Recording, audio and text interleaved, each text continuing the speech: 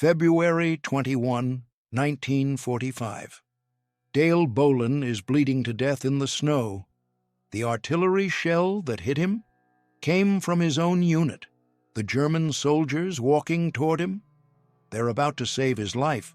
This is the story of the day everything about enemies and allies got turned completely upside down. He was 21 years old, crawling through snow in eastern France, leaving a trail of blood behind him. 75 yards to go. His left pant leg filled with blood. His belt buckle had just broken when he tried to use it as a tourniquet. And here's the twist that makes this story almost impossible to believe. His own artillery nearly killed him, but the enemy soldiers he'd been firing at minutes earlier? They're the ones who chose to save his life. If that doesn't make you question everything you think you know about war, stay with me for the next 30 minutes, because this isn't just another World War II story.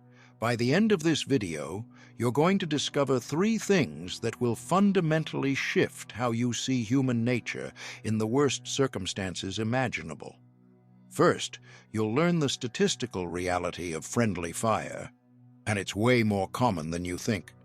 The rate for American troops in World War II was 12 to 14%. That means more than 1 in 10 casualties came from our own weapons. Second, you'll understand exactly what happened in those desperate minutes when Dale Bowlin had to choose between bleeding to death in a ditch or crawling toward enemy soldiers who had every reason to let him die. And third, you'll see why a 90-year-old man traveled back to Germany 70 years later to stand at a bunker and try to close a circle that changed his entire life. If you want to hear a story that proves humanity can survive even in the absolute worst of circumstances, hit that like button right now. This one matters. Here's what we know for certain. Dale Bowlin was a radio operator with the 883rd Field Artillery Battalion, part of the 70th Infantry Division. His job was dangerous in a very specific way. He wasn't sitting safely behind the lines.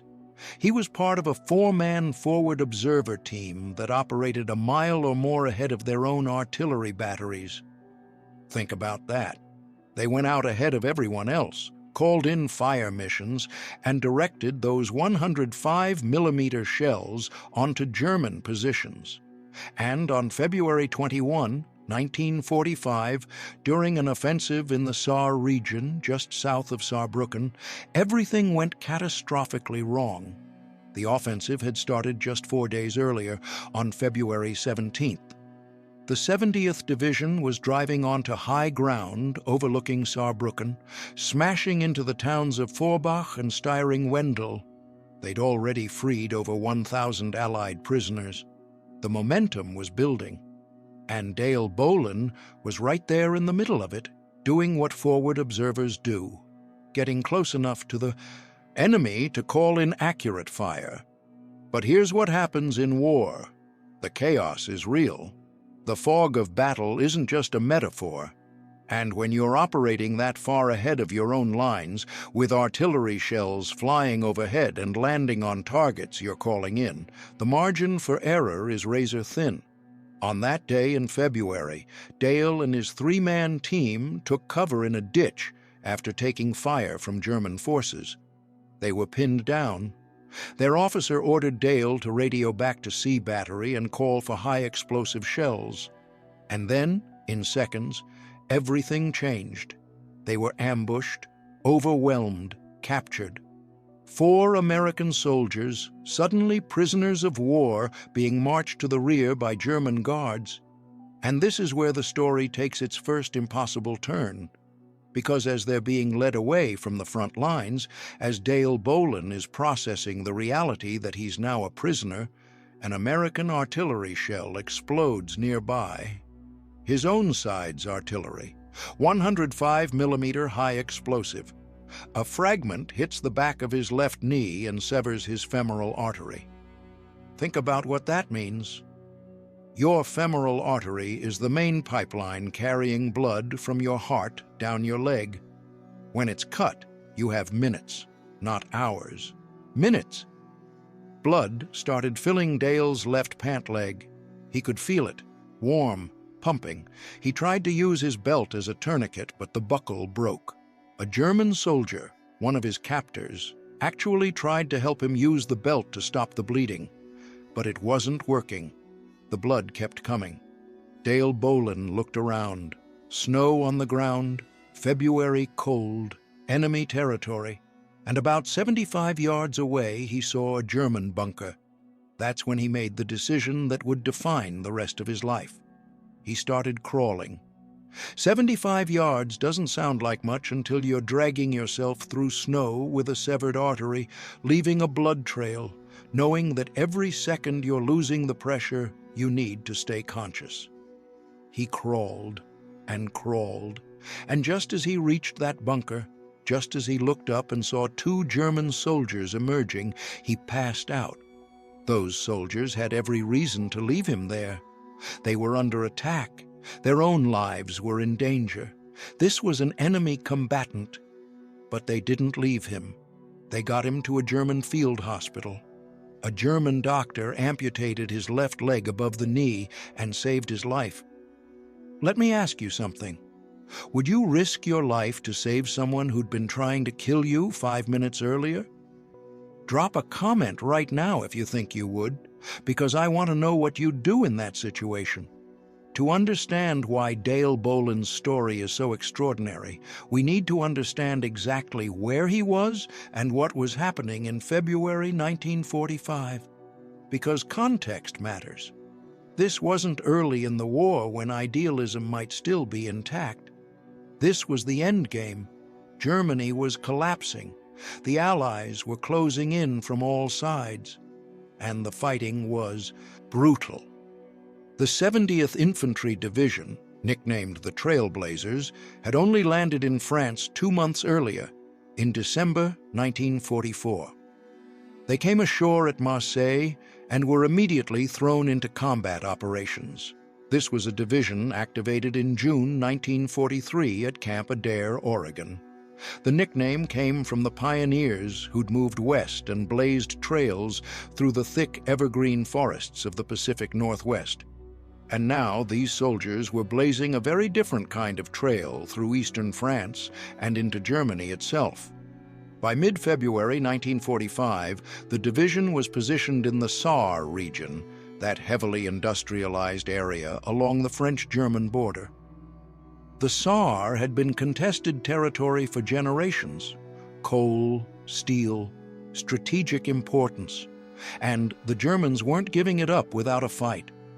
The 70th Division had been running patrols and combat raids through mid-February, probing German defenses, trying to find weaknesses.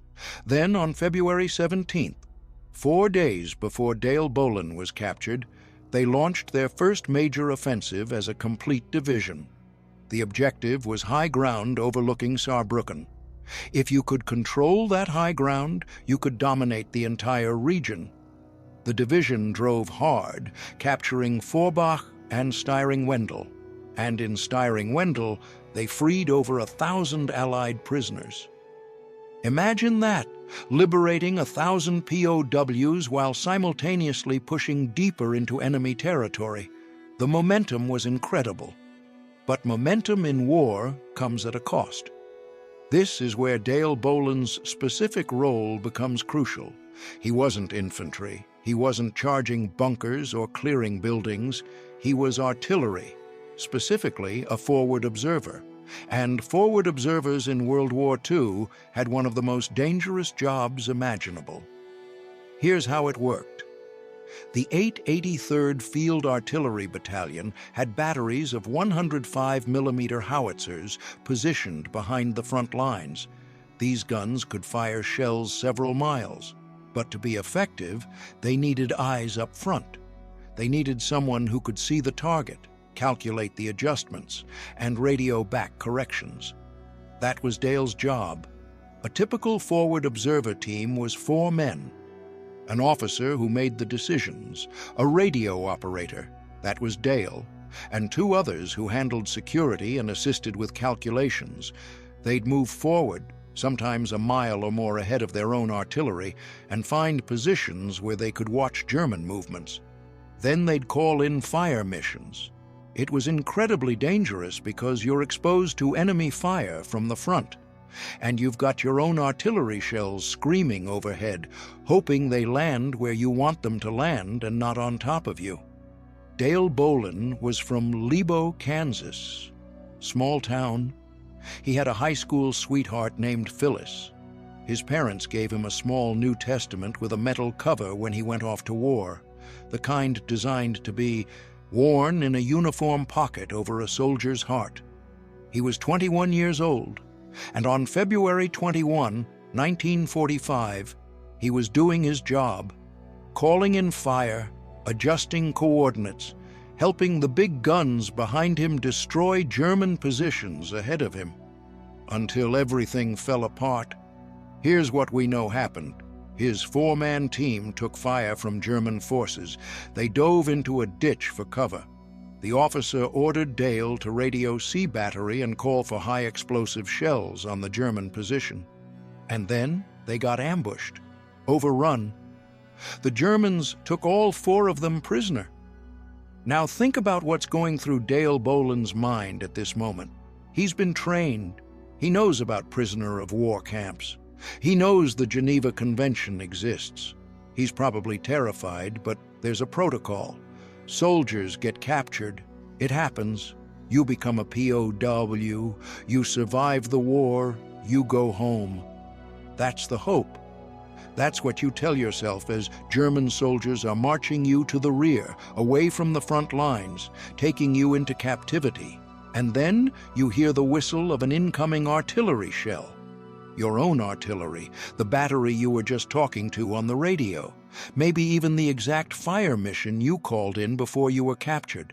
The shell explodes, close enough that you feel the concussion, and then you realize there's something wrong with your leg. You look down, blood, lots of blood, filling your pant leg, and when you reach down and touch the back of your knee, you can feel it pumping out. Your femoral artery is severed. If you know anything about anatomy, you know what that means. You have minutes, maybe 5, maybe 10 if you're lucky, but you need a tourniquet, and you need it now. You grab your belt, try to wrap it around your thigh above the wound, pull it tight, but the buckle breaks. It just breaks. And you can see the German soldiers around you. You can see them realizing you're bleeding out. One of them actually tries to help you with his belt. Think about that. You're his prisoner, his enemy, and he's trying to save your life with a belt tourniquet. But it's not enough. The blood keeps pumping. Dale Bowlin had a choice in that moment. He could stay there and die, or he could try something desperate. He saw a bunker, German bunker, about 75 yards away. It was February, snow on the ground, and he started crawling, dragging himself, leaving a trail of blood in the snow, 75 yards. If you've ever tried to crawl 75 yards under any circumstances, you know how far that is. Now imagine doing it with a severed artery, blood pouring out of your leg, knowing that every heartbeat is pumping more of your life into the snow. He crawled, and as his vision started tunneling, as consciousness started slipping away, he reached that bunker. He looked up. 2 German soldiers standing there looking down at him, soldiers he'd been calling artillery fire down on minutes earlier. And then everything went black. If you're still watching, hit that subscribe button, because this story is just getting started, and you need to hear what happened next.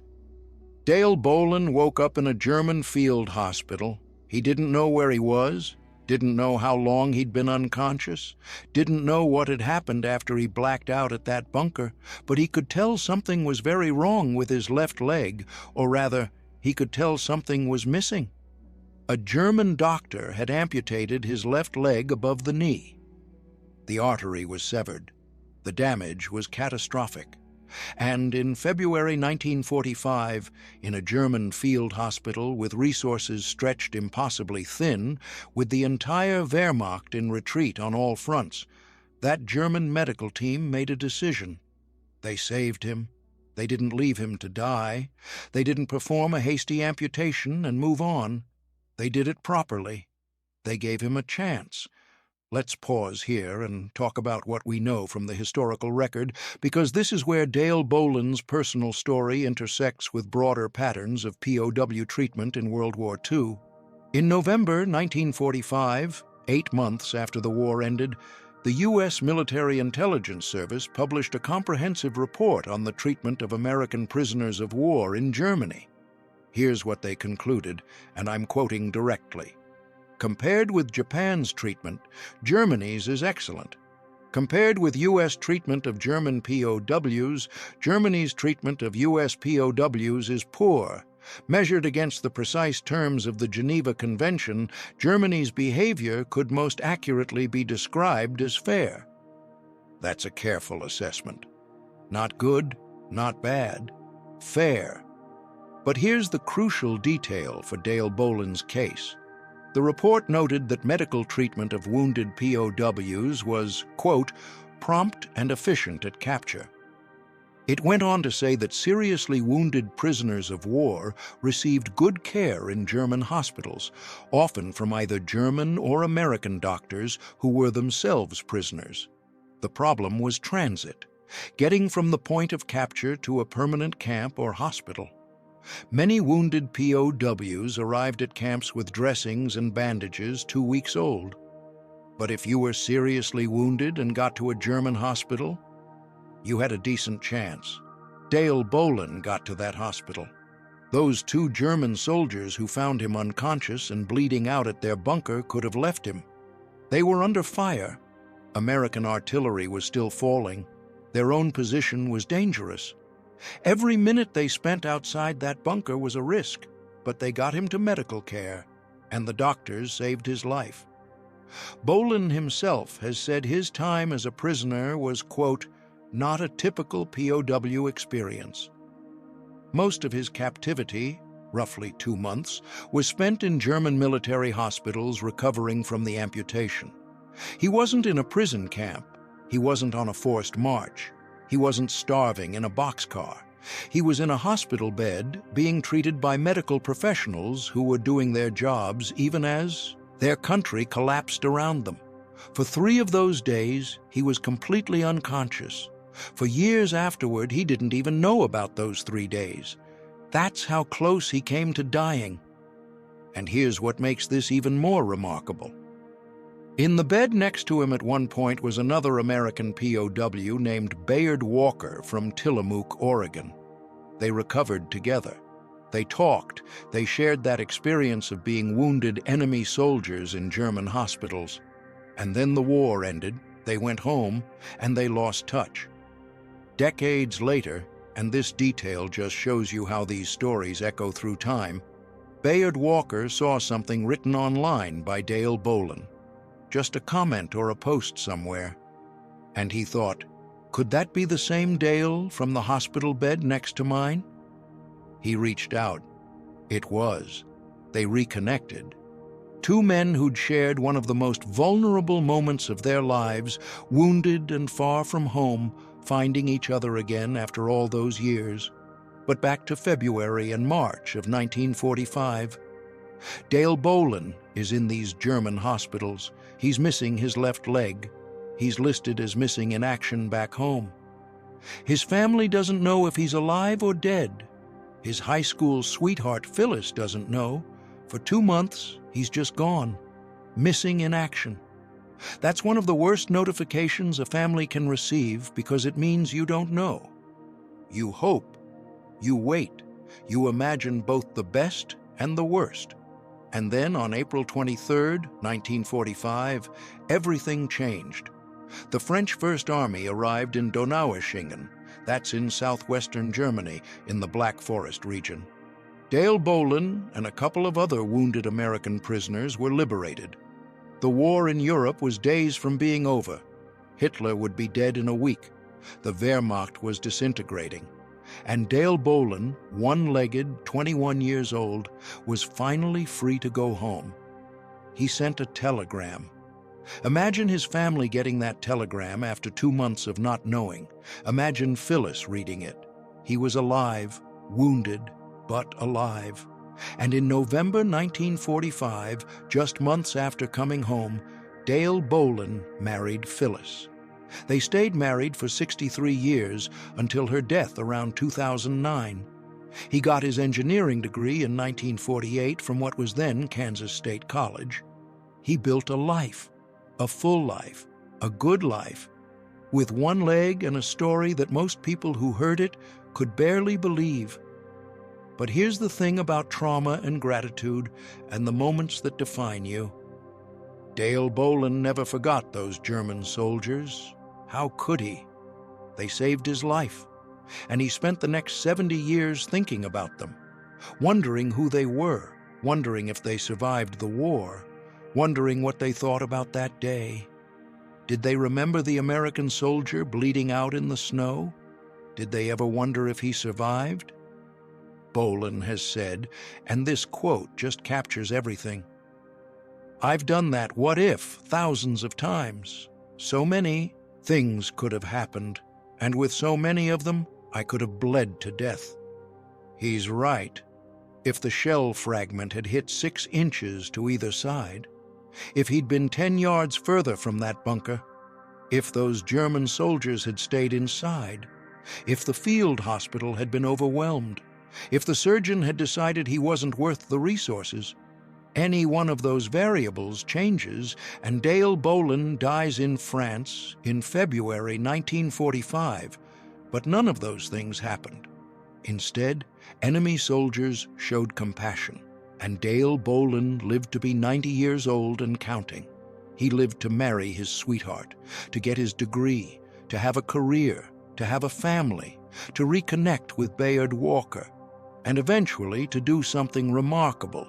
Hit that notification bell if you haven't already, because what Dale Bowlin did 70 years later is one of the most powerful endings to a story I've ever encountered. Before we get to that ending, we need to talk about the broader context of what happened to Dale Bowlin, because his story touches on 2 aspects of war that don't get talked about enough: friendly fire, and the capacity for humanity even in the absolute worst circumstances. Let's start with friendly fire, because the statistics are shocking.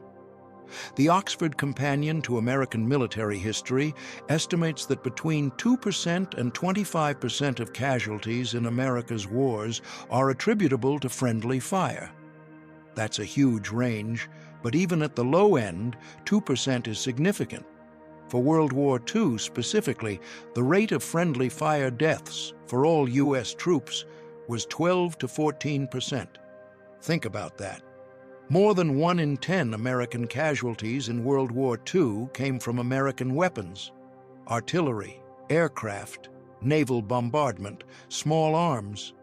The chaos of combat means that identifying friend versus foe isn't always clear, especially when you're dealing with indirect fire like artillery. Brigadier General Billy Mitchell wrote about this problem after World War I. He said, and I'm paraphrasing, that he worried American troops might be better off without artillery in some situations because the artillery would probably shoot a good many of our own men. That's a general saying maybe we shouldn't use artillery because we'll kill too many of our own people. That's how serious the friendly fire problem was. And in World War II, with faster movement, more firepower, more units operating in closer proximity, the problem only got worse. Dale Bowlin's case is particularly cruel because he was a forward observer. His entire job was to prevent friendly fire. He was the guy calling in the coordinates, making sure those shells landed on German positions and not on American troops. And then a shell from his own battery, maybe even a fire mission he'd called in earlier, hits near him and nearly kills him. The irony is almost unbearable. But here's what makes his story more than just a tragedy. It's what happened next. The German response. Because this is where we get into questions about human nature that have puzzled philosophers and historians for centuries. Why do some people show compassion to enemies? What makes a soldier risk his life to save someone who was trying to kill him minutes earlier? There's another story from World War II that parallels Dale Bowlin's in an eerie way. November 12, 1944, the Hürtgen Forest in Germany. A German lieutenant named Friedrich Lengfeld was commanding troops in that brutal forest battle. An American soldier was wounded and lying in a minefield called the Ville de Saar. He was crying out for help. Lengfeld organized a rescue party. He and several of his men went into the minefield under fire to try to save this American soldier. Lengfeld stepped on a mine. He died from his injuries. A German officer gave his life trying to save an enemy soldier. On October 7, 1994, American veterans of the 22nd U.S. Infantry Society erected a monument in Friedrich Lengfeld's honor at the Hürtgen War Cemetery in Germany. American veterans honoring a German officer who died trying to save one of their own. That's a different story from Dale Bowlin's, but it demonstrates a pattern. Even in World War II, even in the desperate final months when Germany was collapsing and fanaticism was at its peak, individual German soldiers made choices that reflected basic human decency. The soldiers who saved Dale Bowlin didn't have to do anything. They were in a bunker, under fire. The American artillery that had wounded Bowlin was still falling. Every second they spent outside that bunker was a risk. And Bowlin was the enemy. He'd been calling in fire missions on their position. He was part of the force trying to destroy them. They had every tactical, strategic, and ideological reason to leave him to die. But they didn't. We don't know their names. Dale Bowlin never learned who they were. In the chaos of the war's final months, with records lost or destroyed, with millions of German soldiers killed or captured or simply vanishing into the ruins of their country, the identity of those men was lost to history. But their choice wasn't. Dale Bowlin carried it with him for the rest of his life. He's talked about it in interviews. He's said, and this just captures everything, I hope he would feel the risk he took was worthwhile.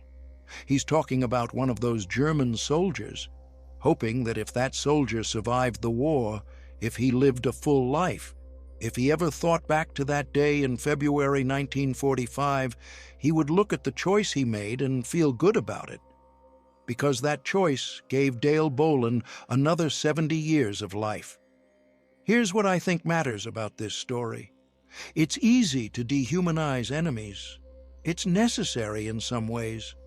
You can't fight a war if you're constantly thinking about the humanity of the people you're trying to kill.